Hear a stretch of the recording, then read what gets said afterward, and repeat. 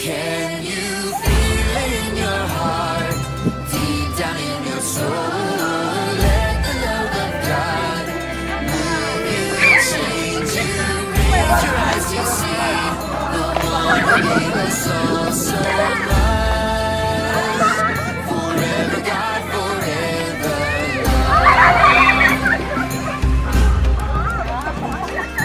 Praise the living God. He is here and He is there. Worship Him together. Worship Him forever.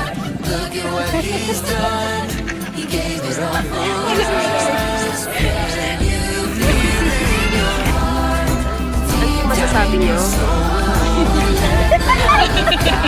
Sipag daw ako. Masarap to ano? Right to yun. Ano masasabi ko? Ha?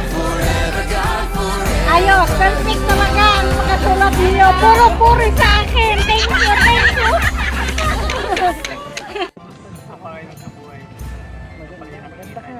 Minsan hindi ko rin nakikita. Na-encourage po ako. Saka, ganito pa na yung tingin sa akin.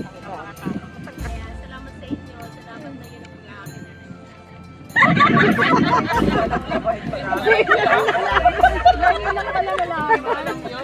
Salamat sa mga kasundan.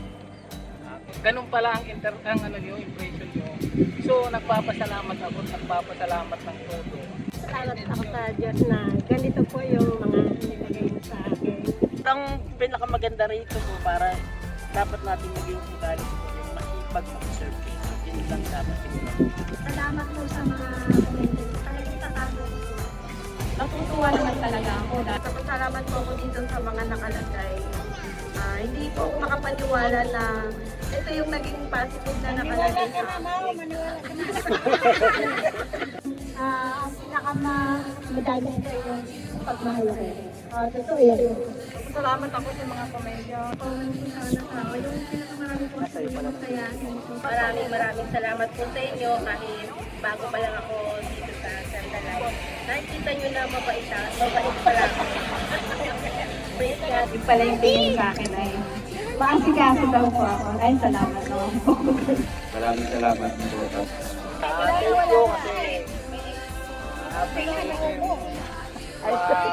kasi happy Sindo. Dapat alam po natin muna yung